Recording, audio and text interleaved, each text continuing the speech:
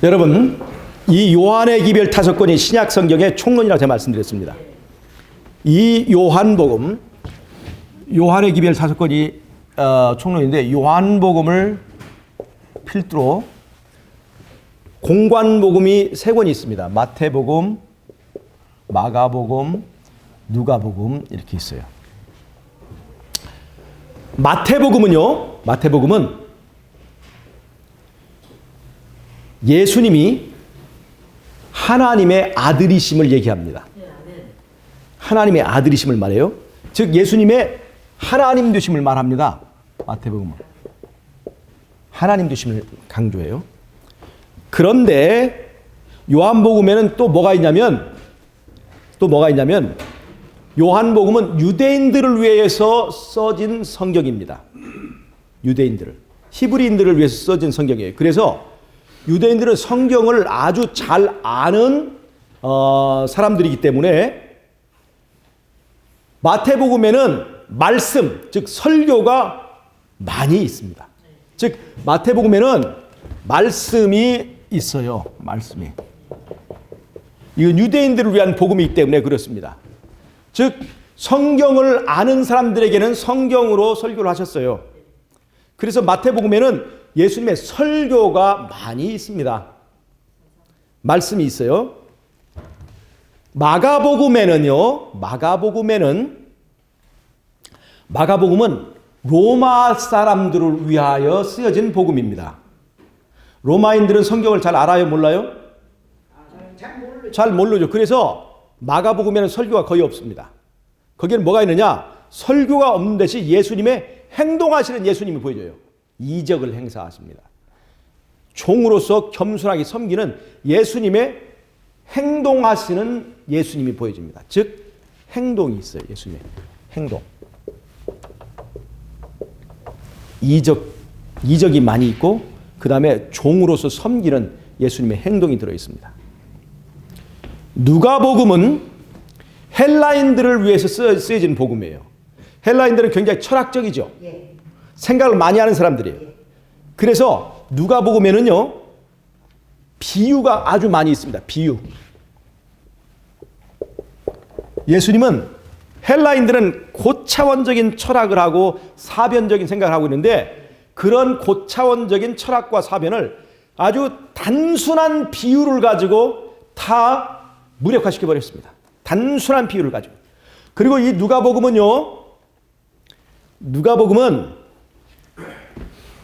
예수님을 인자로 표현합니다. 예수님을 사람의 아들로 표현합니다. 예수님의 사람 되신 것을 강조하는 거예요. 누가복음은요. 자, 여러분, 여기서 2가지의 길이 나옵니다. 말씀이 육신이 되었다고 하는 것은요, 하나는 하나님이 사람이 되었음을 말합니다. 하나님이 사람이 되심을 말합니다. 또 하나는 말씀이 육신이 되셨다는 것은 말씀이 행동이 되었다는 것을 말합니다. 말씀의 육신이 되심에 2가지 가닥이 있어요. 하나는 하나님이 사람이 되신 거고 하나는 말씀이 행동, 삶이 되었다는 것을 말하는 거예요. 그래서 마태복음에서 누가복음으로 흐르는 계통이 하나 있고 마태복음에서 마가복음으로 흐르는 계통이 있습니다. 그것을 총론이 뭐라고요? 요한복음 말씀이 육신이 되시며. 근데 그것이 마태복음에서 마가복음으로 한 계통 흐르고 마태복음에서 누가복음으로 한 계통이 흘러요. 자, 그런데 누가복음에는 예수님이 사람의 아들, 인자, 예수님을 인자라고 표현하거든요. 누가복음에서는 사람의 아들로서 예수님이 나와요. 즉 사람의 모본이신 예수님이 나온단 말이에요. 자, 예수님이 사람이 되셔서 행하신 일은 예수님만 행할 수 있다는 것을 말하기 위해서입니까? 모든 사람에게 너도 이렇게 될 수 있어, 이것을 보여주는 겁니까? 바로 그런 거예요. 누가복음은 그것을 말해주는 거예요. 인간이 되신 예수님의 인간적인 면모를 보여주는 거예요. 인간으로서의 예수님을 보여주는 거예요. 너도 이렇게 될 수 있어. 근데 사람들이 이걸 잘 안 믿어요. 예수님이 행하신 것을 예수님은 하나님의 아들이기 때문에 이렇게 되는 거고 나는 하나님의 아들이 아니기 때문에 죄질 수밖에 없다라고 얘기를 하는데 이것이 바로 사단이 주장하는 거예요. 이것이 바로 적그리스도의 기별이에요. 그런데 이것을 위해서 누가복음을 쓴 사람이 누구죠? 누가예요. 이거 아주 천하에 쉬운 거예요. 누가복음을 쓴 사람이 누가예요. 누가. 이 누가가 누가복음을 쓰고 바로 이어서 후편을 쓴 게 뭐냐면 사도행전이에요. 사도행전. 누가복음을 쓴 누가가 사도행전을 썼습니다. 똑같이 누구에게 보내는 책이냐면 데오빌로 각하에게 보내는 이게 글이에요. 누가복음을 쓴 누가가 사도행전을 썼어요. 근데 사도행전에 어떤 얘기가 있느냐? 사도행전에는 예수님이 아닌 사람들, 예수님의 제자들이 예수님이 아닌데, 하나님의 아들이 아닌데 예수님이 아닌 사람들이 예수님같이 변화된 모습, 예수님같이 행동하는 모습, 예수님같이 이적을 행하는 모습, 그것을 보여주고 있어요. 즉 만약에 누가복음만 있고 사도행전이 없더라면 이건 대쟁초에도 큰 문제가 생기는 거예요. 봐봐, 예수님은 예수님이니까 되는 거고 우리는 안 되잖아. 그럴 때 사도행전에서 어느 구절이 이게 뭐게는 수레발. 이 사도행전은 사도들의 행전이잖아요. 사도들의 행전. 그러니까 사도들의 행전이니까 예수님이에요, 아니에요? 예수님이 아닌 예수님의 제자들이 예수님과 같은 삶을 살아가고, 전에는 예수님과 다른 삶을 살았더니 이제는 성령을 받더니 예수님과 같은 삶을 살아가는 것을 보여주는 것이 사도행전이에요.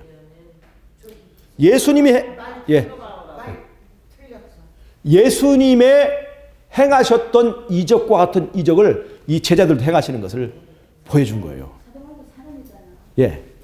자, 예수님. 죽고 나서 스데반이. 예. 스데반이 죽고 나서 사도. 예. 어떻든 간에 예수님이 아닌 예수님의 제자들이 예수님과 같이 살다가 예수님과 같이 죽는 모습을 보여준 거예요. 그것이 바로 사도행전이에요. 그러니까 사도행전에서 그 사도들이 변한 것은 틀림없이 우리도 그렇게 될 수 있다는 겁니까? 없다는 것입니다. 될 수 있다는 거예요. 여러분, 사도행전에서 그 예수님의 제자들, 유명한 제자들이 많죠. 베드로, 요한 이런 사람들이 많잖아요. 그런데 그 중에서 사도행전에서 가장 두각을 나타내는 예수님의 제자가 누구냐면 바울입니다. 바울. 사도행전에 대부분의 이야기를 채우는 것은 사도 바울의 이야기입니다.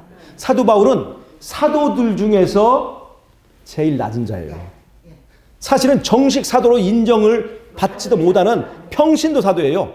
이런 평신도 사도를 통해서 하나님께 예수님이 하신 것보다 더 어떻게 보면 때로는 능력 있는 능력도 행하고 기적도 행하는 그런 것을 통해서 우리에게 목사도 아닌 사람도 저렇게 일할 수 있다.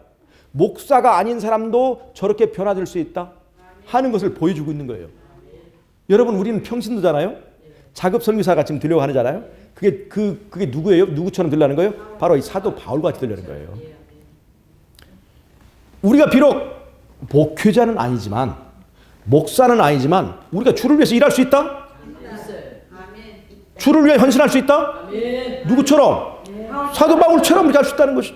월급 안 받아서 사도 바울은 자기가 예수님을 너무나 핍박했고, 그래서 그 월급 받을 자격도 없고 내가 어디 부담도 안 주고 자기가 천막을 기억하면서 일을 했어요. 자급자족하면서 일을 했어요. 우리는 이런 선교사가 되려고 하는 겁니다.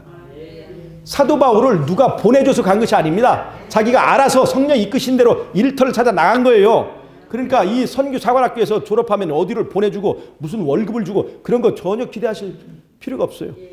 하나님께서 인도하셔요. 사도 바울처럼 복음을 전하고 복음을 위해서 일할 것입니다. 그것이 바로 사도행전 속에 들어있습니다. 여러분, 이 사도행전의 주제는 우리에게 큰 의미를 시사합니다. 예수님이 아닌 사람들이 변화된 모습을 보여주는 거예요.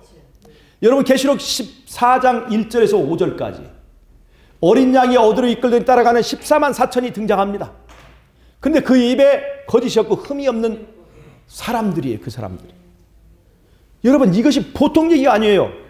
흠이 없는 사람들이 등장한 거예요. 흠이 없는 사람들. 근데 이 흠이 없는 사람들이 예수님이 흠이 없다는 거예요? 예수님을 따라가고 있는 사람들이 흠이 없다는 거예요? 이게 보통 얘기가 아닙니다.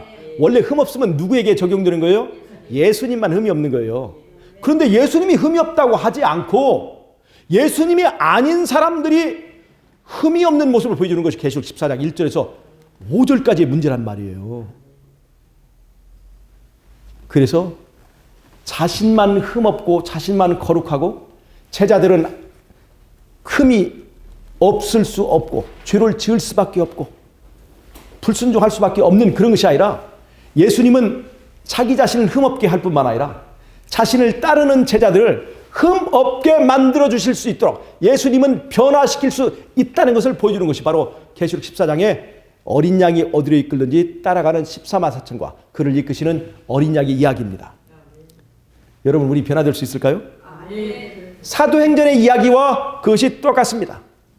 사도행전에서는 이른비 성령으로 변화된 사람들을 말해준다면, 이른비 성령을 받고 일하는 사람들을 보여준다면 계시록 14장에 있는 14만 4천과 어린 양이 이끌린 그 따라가는 무리들은 바로 늦은비 성령과 함께 일하는 사람들을 보여주는 것입니다. 그러니까 사도행전의 이야기가 우리 시대의 이야기에 의미가 있습니까? 없습니까? 우리 시대에 지금 우리 선교 사관학교 생도들에게 가장 중요한 의미를 띠고 있는 것이 바로 사도행전이라는 얘기입니다. 이 사도행전의 역사가 우리에게 지금 되풀이 되어야 된다고 하는 것입니다. 마가의 다락방에 모였던 소수의 사람들이 하늘을 움직였지 않습니까? 그리고 늦은비 성령 거기에 임했잖아요. 여러분, 연합교회 이 다락방, 연합교 다락방에 모였던 소수의 사람들에게 바로 사도행전의 역사가 일어날 수 있기를 바랍니다. 우리는 그 역사를 이루기 위해서 지금 모여 있는 것입니다. 사도행전에 바로 그 얘기가 있어요. 우리 시대의 이 기적이, 이 역사가 일어나야 되는 것입니다. 그 사도행전의 사실상 주인공은 평신도 사도인 바울입니다. 여러분, 여기서 희망을 가질 수 있어요. 목사가 아니라도 일할 수 있다. 목사가 아닌 사람도 하나님은 쓰신다. 정식 사도가 아니에요. 이 바울은요. 심지어 이 사람은 사도들을 잡아 죽이려고 했던 사람이에요. 그런 사람도 하나님은 쓰신다. 하나님은 나를 쓰시기 원할까요? 아니면 가만히 보니까 너는 얼굴이 좀 못났어. 너는 쓸 수 없어. 가만히 보니까 너는 몸매가 너무나 좀 처져. 너는 쓸 수 없어. 이렇게 한다면 여기에 우리는 쓰임받을 사람 하나도 없어요. 가만히 보면 우리는 너무나 못났잖아요. 일하기에는 너무나 나이 먹었잖아요. 일하기에는 너무나 무식하잖아요. 그럼에도 주님이 바울을 쓴 것처럼 너도 쓸 수 있어. 이렇게 말씀하신다는 거예요. 바울을 써주신 하나님 감사하지 않습니까? 평신도를 써주신 하나님 감사하잖아요. 이런 하나님과 함께 우리가 준비하면서 평신도 운동, 성령 운동을 우리가 하자는 것입니다. 사도행전은 바로 그래서 예수님 행전, 성령 행전입니다. 예, 그 사도 바울이 평신도인데 신약 성경 27권 중에서 과반수가 한 권 넘는 14권의 성경을 기록했습니다. 그것만으로도 대단하지 않습니까? 그 쟁쟁한 베드로와 요한과 또 누구누구를 다 능가하고 평신도 사도 바울을 하나님께서 더 기특하게 쓰신 것을 우리가 볼 수가 있습니다. 우리같이 부족한 사람도 주님께서 이렇게 쓰신다고 하는 건 희망을 보여주신 거예요. 만약에 베드로만 쓰시고 요한만 쓰셨다면 우리 같은 사람은 희망이 없겠지만 바울같이 키도 조그맣고 그런 사람들 다 쓰시지 않습니까?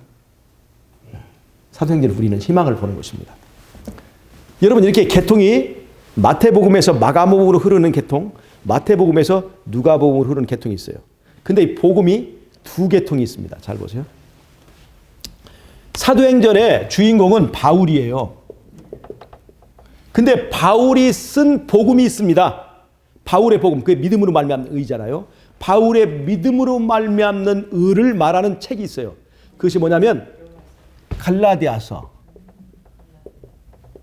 이거는 믿음으로 말미암는 의의 총론이에요. 갈라디아서 밑에 로마서가 있어요. 히브리서가 있어요. 이 갈라디아, 로마서, 히브리서는 믿음으로 말미암는 의의 삼총사예요. 갈라디아서는 믿음으로 말미암는 의의 총론이 들어있어요. 갈라디아에서에만 왜 사도 바울이 이런 믿음으로 만난 의의 기별을 전해야 되겠는가 하는 그 배경이 설명되어 있어요. 교회에 할례당이 들어온 얘기, 그것이 갈라디아에 있습니다. 심지어 베드로 같은 지금의 대총회장 같은 유력한 지도자까지라도 그 세력에 이렇게 몸을 피한 두려워할 만큼 그 세력이 엄청나게 교회를 지배하고 있다고 하는 그 배경을 얘기해 주는 것이 바로 갈라디아서입니다. 갈라디아서는 어떻게 사람이 율법으로부터 자유롭게 될 수 있는가? 율법을 폐하여 자유롭게 되는가? 아니면 내가 내 자신을 십자가에 못 박혀서 내가 죽어서 율법으로 자유롭게 되는가? 아니면 율법이 죽어야 되느냐? 내가 죽어야 되느냐?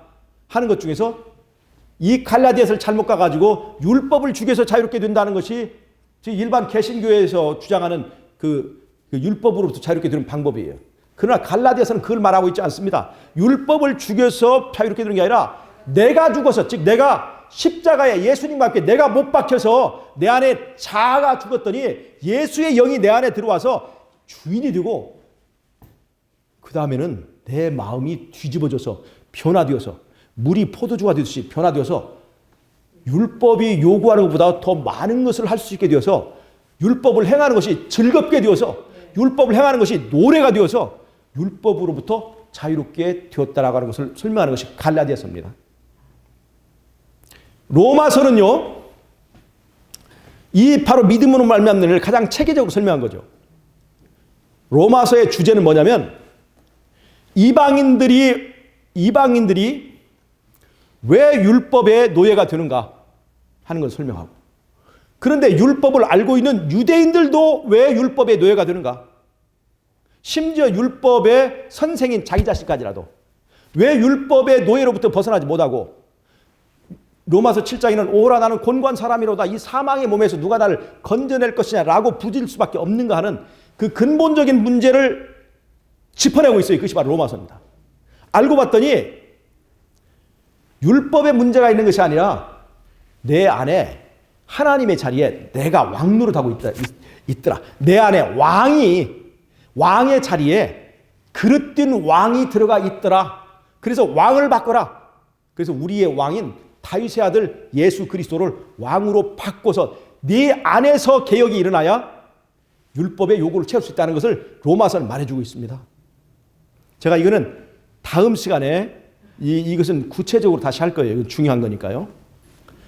그래서 로마서는 내 안의 지성소에서 개혁이 일어나야 된다. 이걸 말해줍니다. 이것이 바로 믿음으로 말미암는 의의 기별이에요. 로마서에서. 여러분 히브리서는요, 하늘 성소에서 중보하시는 예수님의 사역을 말해줍니다. 하늘 성소에서 중보하시는 예수님, 나를 위해서 변호사로서 일하시는 예수님의 사역을 말해줘요. 예수님이 내 문제를 하늘 법정에서 변호하시려면 어떻게 해야 되느냐? 내가 예수님에게 위임장을 써줘야 돼요. 내가 내 인생을, 내 모든 삶을 예수님에게 맡겨줘야 돼요. 즉, 하늘에서 예수님이 나를 위한 변호사가 되려면 이 땅에서 예수님이 내 안에서 왕이 되어야 된다는 것입니다. 즉, 히브리서에서 예수님이 대제사장으로서 일하려면 로마서에서 말하는 대로 예수님이 내 안에서 왕이 되어야 된다는 것입니다. 제가 지금 말씀드린 거 이해하십니까? 하늘 성소에서 성소가 둘이 있잖아요. 하나는 하늘 성소 있죠? 하나는 육체 성소가 있습니다. 하늘 성소는 우리가 들어가는 거죠. 우리가 들어가는 거죠. 근데 육체 성소는 예수님이 내 안에 들어오시는 겁니다. 내가 어떻게 하늘 성소에 들어갈 수 있는가? 이 땅에 사는데 어떻게 하늘 성소에 들어갈 수 있는가? 그거는 예수님이 내 안에 들어오셔야 내가 하늘에 들어가는 거예요. 그것을 보여주는 거예요. 그래서 히브리서와 로마서는 함께 봐야 돼요. 짝이에요. 즉, 하늘 성소에서는 내가 의롭게 되는 그 과정을 말해주는 법적 절차가 진행되고 있습니다. 하늘 성소에 내가 칭의를 얻습니다. 그런데 하늘 성소의 칭의는 내 안에서 예수님이 들어오셔서 내 안에서 주인이 되셔야 돼요. 예수님이 내 안에 들어오시면 내가 거룩한 사람이 됩니다. 그것이 바로 성화예요. 성화. 예수님이 내 안에 들어오시는 순간 나는 거룩하게 되는 거예요. 그게 바로 성화예요. 즉 하늘 성소에서 칭의는 이 땅에서의 성화와 일치해야 합니다. 하늘 성소에서 의롭다고 선고하는 그 선고는 내가 이 땅에서 거룩하고 흠없는 사람이 되는 내 안에서의 변화가 함께 있어야 된다는 것입니다. 그래서 히브리서와 로마서가 짝이에요. 이건 나중에 자세히 할 거예요. 오늘은 그냥 개론만 보는 것입니다. 그 다음에 갈라디아서, 로마서, 히브리서. 그 다음에 이 바울의 로마서에서 반드시 빼서는 안 되는 하나의 브레이크가 있는데 그것이 바로 야고보서예요. 야고보서는요, 로마서만 있으면 바울은 행위를 부정하는 것처럼 보입니다. 행위. 믿음이라고 하는 것은. 그런데 야고보서는 행위를 강조합니다. 이 로마서와 야고보서의 미묘한 차이를 이해하셔야 돼요. 로마서는, 잘 보세요. 로마서는 하나님의 행위로 구원받느냐, 인간의 행위로 구원받느냐. 에서 누구의 행위로 구원받는다? 하나님의 행위로 구원받는다예요. 행위가 없어진 게 아니에요. 즉 행위의 주체가 바뀌어야 된다 이 말이에요. 누구 행위로 구원받느냐? 예. 근데 야고보서는 뭘 말하냐면 말로 구원받느냐, 행동으로 구원받느냐 이 말이에요. 믿음은 말이냐 행동이냐 그걸 말해요. 바로 야고보서는 그걸 말하고 있습니다. 그러니까 서로 이건 보완되는 것이에요. 바로 하나님의 행위는 말로 끝나지 않고 행동으로 나타난다. 말씀은 바로 육신이 되는 것이니까 하나님의 행위는 행동으로 나타나는 거예요. 인간의 행위는 말로 끝나기가 쉬워요. 인간 행위는 말로 끝나기 쉽지만 하나님의 행위는요, 말로 끝나지 않고 반드시 실행하는 것입니다. 네. 그래서 야고보서와 로마서는 짝을 이룹니다. 자, 이게 지금 믿음으로 말미암는 의의 책이에요. 사도 바울의. 또 사도 바울이 쓴 책 중에서 이 모든 믿음으로 말미암는 의를 딱 한 장에 압축하고 간추려온 책이 있는데 그것이 빌레몬서입니다. 빌레몬서예요. 여러분, 우리가 두껍게 잘 써놓은 책도 필요하지만 때로는 간편하게 나눠줄 수 있는 전도지도 필요하죠. 전도지는 100장씩 이게 100페이지가 있는 책이 좋습니까? 한 장, 두 장으로 이렇게 있는 것이 좋아요. 전도지는 한 장, 두 장으로 압축되어 있잖아요. 사도 바울도 전도지를 만들었습니다. 그것이 뭐냐면 빌레몬서예요. 빌레몬서는 딱 한 장으로 되어 있습니다. 딱 한 장. 이 빌레몬서에 무슨 얘기 들어있냐면 골로새 지역의 귀족인 빌레몬인데 그 집에 오네시모라고 하는 노예가 있었습니다. 빌레몬은 아주 좋은 주인이었어요. 그 당시에 주인들에 비하면 아주 좋은 주인이었어요. 그런데 오네시모는 이 좋은 주인의 밑에 있으면서도 자기가 노예라고 하는 것 때문에 그 노예라고 하는 신분이 너무나 싫었던 거예요. 어떻게 하면 이 노예 생활로부터 자유롭게 될 것인가? 어떻게 하면 빌레몬으로부터 자유롭게 될 것인가를 항상 고민하던 사람이었어요. 여러분, 이 이야기는 어떻게 하면 내가 율법으로부터 자유롭게 될 것인가를 고민하는 갈라디아 문제와 똑같습니다. 율법이 좋은데도 불구하고 나는 어떻게 하면 율법으로부터 자유롭게 될까? 그래서 이 오네시모가 빌레몬의 집에서 보석과 이제 어떤 금붙이나 이런 것들을, 돈 같은 걸 훔쳐가지고 어느 날 야반도주 하지 않습니까?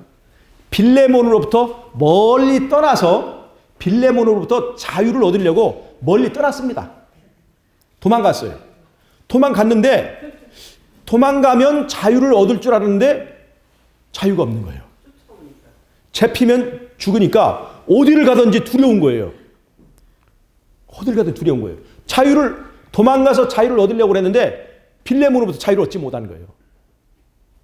이렇게 고민하던 이 오네시모가 도망가서 로마까지 가가지고 많은 사람들 중에 섞이려고 로마까지 갔다가 로마에서 바울을 만났습니다.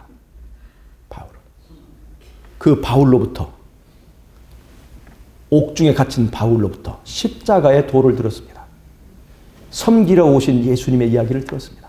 자기는 섬기는 것이 그렇게 싫었는데 오히려 왕이신 하나님께서 이 땅에 나 같은 것을 섬기려고 오셨다고 하는 그 십자가 이야기를 듣고 이 오네시모가 거기서 그리스도인이 되었습니다. 변화되었어요. 변화되었어요. 그래서 이 오네시모가 변화가 이 거듭남이 얼마나 철저했던지 옥중에 있는 사도 바울을 모든 사람이 다 버리고 도망갔을 때 끝까지 그 자리를 지킨 사람이 바로 오네시모였습니다. 오네시모. 변화된 오네시모. 사도 바울은 오네시모가 너무나 사랑스럽고 고마운 거예요. 그래서 이 오네시모의 고민을 알죠. 오네시모는 지금 그리스도인이 돼서 기쁘지만 제일 지금 두려워하고 있는 것이 뭐냐면 빌레몬으로부터의 죄책감이에요. 빌레몬으로부터 자유롭지 못한 거예요. 그래서 이 사도 바울이 이 오네시모에게 편지를 써줍니다. 너는 이 편지를 가지고 빌레몬에게 돌아가라. 그리고 그 오네시모를 위하여 써준 중재의 편지가 바로 빌레몬서입니다. 그 빌레몬서에는 뭐가 나왔냐면 빌레몬은 지금 사도 바울이 전도해서 거듭난 사람이에요. 그러니까 영적인 큰 빚을 바울에게 가지고 있습니다. 바울이 영적인 아버지예요.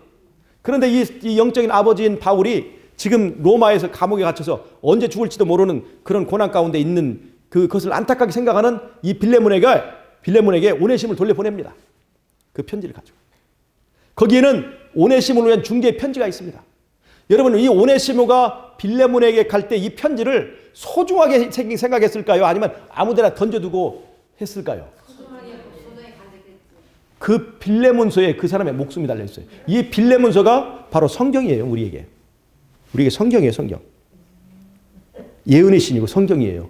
빌레몬서가 이 오네시모가 빌레몬서를 그렇게 소중하게 여긴 것처럼 우리는 이 하나님의 말씀을 그렇게 소중하게 여겨야 되는데 우리는 지금 툭 던져놓고 빌레몬을 생각하세요. 아니, 오네시모로. 오네시모가 이 편지를, 다른 건 다 잃어버려도 이 편지만큼은 간직하고 있어야 돼요. 그리고 이 오네시모가 이 편지와 함께 이 세상에서 만나고 싶지 않은 마지막 최후의 한 사람, 그게 바로 빌레몬인데 그 빌레몬에게 갑니다. 빌레몬에게 가서 편지를 내놓고 그 앞에 무릎을 꿇습니다. 주인님, 제가 돌아왔습니다. 저를 용서해 주십시오.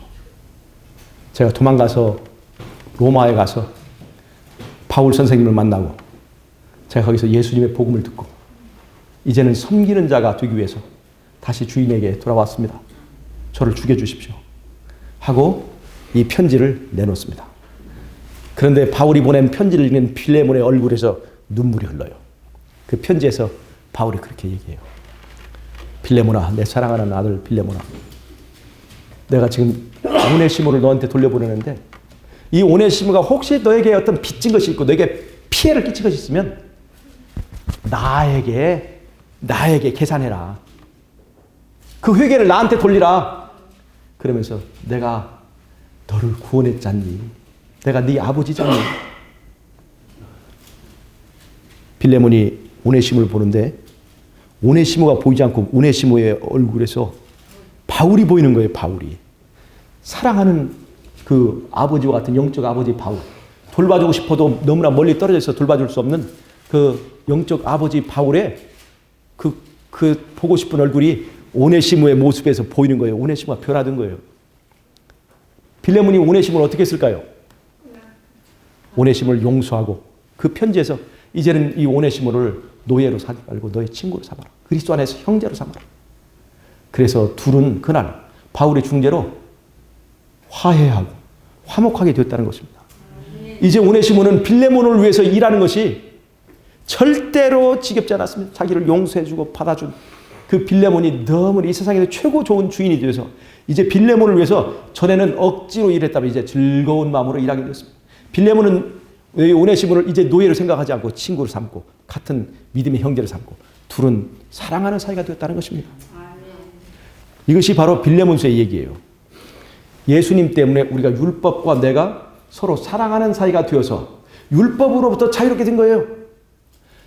빌레몬으로부터 자유롭게 되려고 빌레몬을 도망갔던 사람이 자유를 얻지 못하고 결국은 예수님을 통해서 사도 바울을 통해서 빌레몬을 다시 화해하고 빌레몬과 화해함으로 자유롭게 되었던 이 오네시모 이야기는 바로 갈라디아서, 로마서, 히브리서에 사도 바울이 말하고 있는, 아니 성경 전체에서 말하고 있는 믿음으로 말미암는 의를 그 전도지 한 장에, 성경 한 장에 완전히 압축했습니다.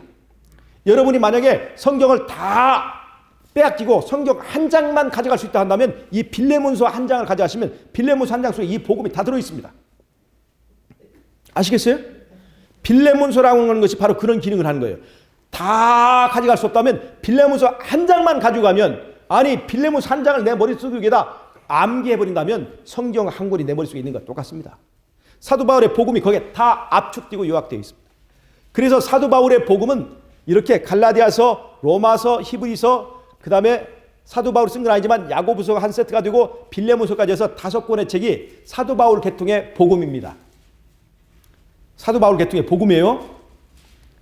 그런데 그것이 마태복음에서 누가복음으로 흐르는 복음책이에요. 그런데 마태복음에서 마가복음으로 흐르는 계통의 복음이 또 하나 있습니다. 그게 뭐냐?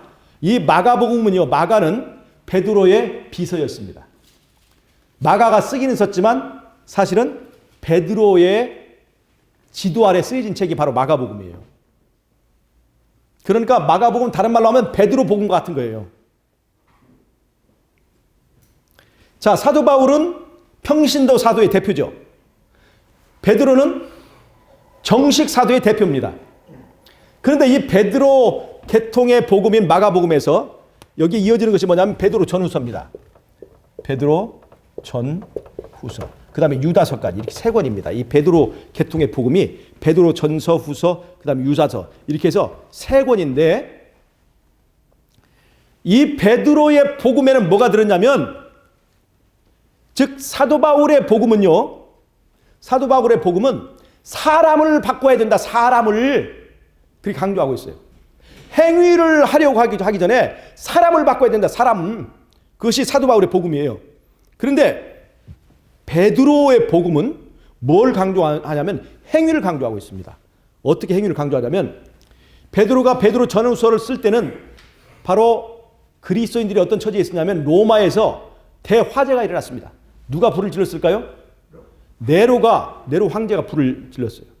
근데 불을 질러놓고 보니까 원성이, 여론이 너무나 나쁜 거예요. 그래서 그 불지른 그것을 누구에게 뒤집어 씌웠냐면 그리스도인들에게 뒤집어 씌웠습니다. 그리스도인들에게 모든 누명이 다 덮여졌습니다.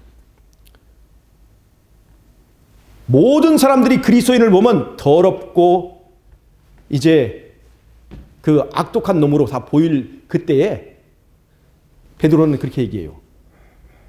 그런 사람의 눈에도 흠이 잡히지 않을 만큼 흠 없는 사람이 되라고 강조합니다. 즉 너희의 거듭난 것이 하나님의 말씀이 되었으니까 흠도 점도 없이 그 앞에 서도록 노력하라. 흠 없는 사람이 되라고 강조하고 있습니다. 너희의 거듭난 것이 말씀이 되었으면 말씀이 흠이 없는 것처럼 너희들의 삶도, 심지어 누구 앞에서 너희들을 잡아 죽이라고 하는 로마인들이 볼 때도 딱 보면 저 사람은 죄가 없다, 저 사람은 흠이 없다 라고 생각이 될 만큼 흠 없는 사람이 되라고 그렇게 얘기하고 있는 거예요. 행위, 흠 없는 품성과 행위를 강조하고 있습니다. 이 베드로 전서, 후서, 유다서는요. 그래서 이 마태복음에서 마가복음을 흘러서 베드로 복음의 체계가 이렇게 있습니다. 그래서 한쪽은 평신도 사도인, 평신도를 대표하는 바울의 복음 체계가 있다면 또 한쪽에는 사도를 대표하는 베드로의 복음 체계가 딱 신약 성경을 차지하고 있습니다. 이 두 계통이 지금 있는 거예요. 그리고 신약 성경에는 요한계시록에 7교회에 보내는 메시지가 있습니다. 에베소서에서 라오디게까지 이르는. 근데 베드로의 책에도요, 베드로의 책에도 일반 서신이 있는데, 일반 서신이 있는데 그 일반 서신 7개가 이 요한계시록의 7교회에 보낸 편지와 거의 같은 맥락을 가지고 있습니다. 물론 일반 서신은 7개가 좀 더 넘습니다. 예를 들자면 이렇게 갈라디아서 같은 것들도 일반 서신이지만 이 베드로의 이 복음체에 따로 빼놨기 때문에 잘 보세요. 사도 바울이 옥중에 쓴 책이 에베소서, 빌립보서, 골로새서입니다. 또 하나는 빌레몬서인데 빌레몬서는 아까 여기서 뺐으니까 빼고 에베소서, 빌립보, 골로새서인데 요 사이에다가 고린도 전후서, 요 사이에다가 데살로니가 전후서를 들으면 바로 7권의 책이 에베소서에서 골로새서까지 7권의 책이 있습니다. 요한계시록에서 요한이 보내는 7교회에 보낸 편지도 먼저 에베소 교회에서 시작되죠. 끄트머리는 라우디게아 교회죠. 근데 재미있게도 골로새 교회는 골로새 지역에 어떤 교회가 있냐면 라우디게아 교회가 있어요. 라우디게아 교회와 골로새는 같은 지역입니다. 그래서 골로새서를 보면 이 편지를 라우디게아에 있는 형제들과 같이 읽으라고 이렇게 얘기를 하고 있어요. 그래서 에베소서, 빌립보서, 골로새서 이것이 옥중서신이에요. 원래는 빌레몬서도 옥중서신이에요. 근데 빌레몬서는 여기다 따로 붙였죠. 그 남아있는 옥중서신이 에베소, 빌립보, 골로새서인데 이 사이에다 고린도 전후서 들어가고 이 사이에다가 데살로니가 전후서 들어갔어요. 왜 얘기를 했느냐? 에베소서는 요한계시록에서 7교회에 보낸 편지가 에베소에서 시작했으니까 여기도 에베소 시작하고, 골로새서는 요한계시록에서 7교회에 보낸 편지의 마지막이 라우디게아 교회니까 라우디게아 같은 지역에 있던 골로새를 맨 끝에 대놓으면 이 사이에 고린도 전후서, 데살로니가 전후서를 딱 끼워놓으면 7개의 일반 서신이 됩니다. 그런데 실제로 이걸 7교회에 보낸 편지와 맞춰보면 맥이 같습니다. 왜 그러느냐? 에베소 교회에 보내는 편지에 보면 사도 바울이 예수님을 금초대 사이, 금초대 사이에 다니시는 이로 예수님을 묘사합니다. 촛대가 뭡니까? 교회를 말하잖아요. 그런데 에베소서, 사도 바울이 쓴 에베소서는 바로 교회론을 얘기하고 있습니다. 교회론. 이런 식으로 맞춰보면 7교회에 보낸 편지와 사도 바울의 7이 편지서가 같은 맥락을 가지고 있어요. 그리고 사도 바울이 쓴 목회서신이 디모데 전후서, 디도서 이 3권입니다. 그러면 제가 지금 여기다가 요한의 기별 5권에다가 그 다음에 마태복음에서 누가복음을 흘러서 사도행전으로 가는 바울 계통의 복음과 그 다음에 마태복음에서 마가복음을 흘러서 베드로 계통의 복음이 2체계가 있고, 그 다음에 7개의 일반 서신을 7교회에 맞춰놓고 그 다음에 목회서신 3권을 더하면 신약성경 27권에 짝이 딱 맞습니다. 이게 일반 신약성경 27권이 다 여기 들어가 있습니다. 지금 제가 오늘 말씀드린 것은 신약성경 27권을 대쟁투의 흐름으로 지금 체계를 잡은 것입니다. 자, 이해가 가십니까? 27권의 체계 자체가 하나의 메시지, 하나의 기별을 담고 있다는 것입니다. 말씀이 육신이 되심을 총론으로 해서 그것이 2개의 강론으로 나눠지고 이 모든 책들이 연합해서 하나의 대쟁투의 모든 내막과 그 가운데서 승리하는 비결을 설명하고 있다는 것입니다. 여러분 어떻습니까? 성경 속에 이런 깊은 체계와 조화가 있다는 것은 얼마나 놀라운 일입니까? 제가 모세오경에서 시작해서 역대상하까지 가고 거기서 다니엘서를 거쳐서 요한계시록 갔고 요한계시록에서 요한의 기별 5권을 잡았고 그 요한의 기별 5권을 바탕으로 지금 신약성경의 2개의 복음 체계를 딱 했는데 그것이 서로가 조화되지 않습니까? 사도 베드로와 사도 바울이 서로 적이었습니까? 서로 평화의 악수를 나눈 협력하는 사이였습니다. 그 복음의 체계도 그렇게 협력하는 것입니다. 그리고 7개의 편지, 그 다음에 3권의 목회서신 합쳐서 27권을 이뤄서 신약성경 27권도 그냥 있는 것이 아니라 그 가운데 대쟁투의 그 기별들을 그대로 체계를 세우고 있다는 것을 제가 지금 말씀드리는 것입니다. 여러분, 제가 이제 동영상을 올려놓을 테니까 자세히 들으시고 이제 앞으로 제가 오늘 요한의 5권의 책을 했잖아요. 그 다음에 제가 이제 바울의 복음, 그 다음에 베드로의 복음 이걸 구체적으로 다시 할 거예요. 오늘 제가 개론을 말씀드린 것입니다. 이 책이 나오면 얼마나 좋을까? 예, 언제 그럴 날이 있으리라 생각합니다. 자, 이해하시겠죠? 성경이 그냥 있는 것이 아니에요. 하나님의 놀라운 섭리와 개입하심으로 이런 것들이 있다고 하는 것입니다. 하나님께서 이러한 기별을 우리에게 주신 것 감사하고 제가 지금 이렇게 드리는 말씀들은 성경의 지식을 말하는 것이 아닙니다. 하나의 기별, 하나의 메시지를 저희 여러분들에게 지금 강조하는 거예요. 요한복음에서 말하고 있는 말씀이 육신이 되심이 성경, 신약성경 전체를 하나의 틀로 꽉 잡고 있는 것을 제가 지금 보여드리는 것이라 이 말입니다. 여러분, 요한복음 2장에서 주신 우리의 변화의 복음이 우리들의 것이 되기를 바라면서 오늘 말씀을 마치겠습니다.